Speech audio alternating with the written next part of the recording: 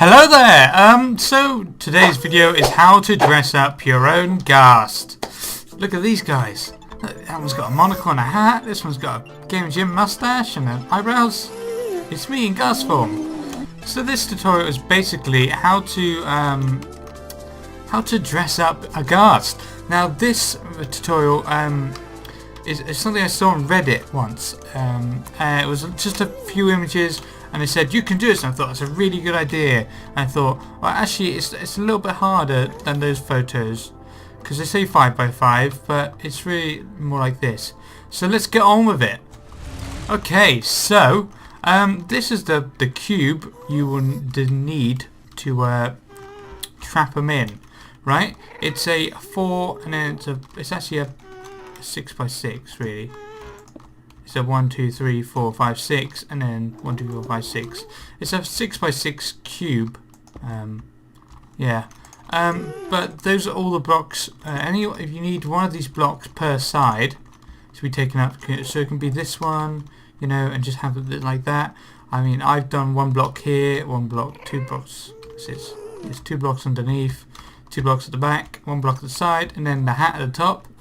But if you look at this, oh, there's a creeper in there. If you look at this, they do suffocate. If you don't give them any breathing space. But this is the exact same size, and yet they will always look there. And he's got a little nose. Another important thing to mention is that, as you can see there, if I want him to face this way, he won't. He'll always face this way. I can't push him to make him look the right way. Also, you know, the more blocks I think you have, I think it's less stable. Because if you have more blocks, they kind of get pushed through the block. But as this one's got fewer blocks, as I push against it, it kind of moves less. So that's something to remember. But if I push this one, I probably could get him through the wall. If I maybe do this. Weird. Anyway, so another thing to mention, is that, you know, you can't face them any way you want. They always turn one way, which is slightly weird. And also sometimes they won't be perfectly in the middle, and you can have to just push them in.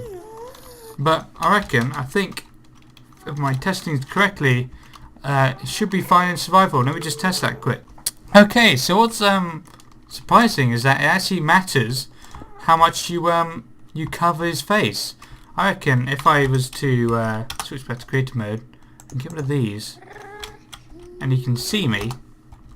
No, he still can't. He still won't. If I do this, will he see me then?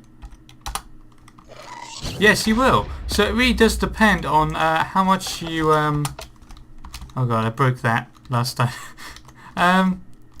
It really just depend on how much you cover his face. Also, so as you can see, if you did 4 on his face, he'd be perfectly fine. So bear that in mind while thinking up designs. This one was not safe, but I'm pretty sure if I was to place another block here, it would be. So just bear that in mind. Let's just do /day. Right. So. Something else that was fairly important is that it's really important to add name tags to these guys, because otherwise they will despawn. So if I was to, you know, walk away from here, eventually that ghast will despawn unless you name tag him. So if, you know, my ghast is called Greg on survival mode, and he's dead at the moment, but he won't be for long.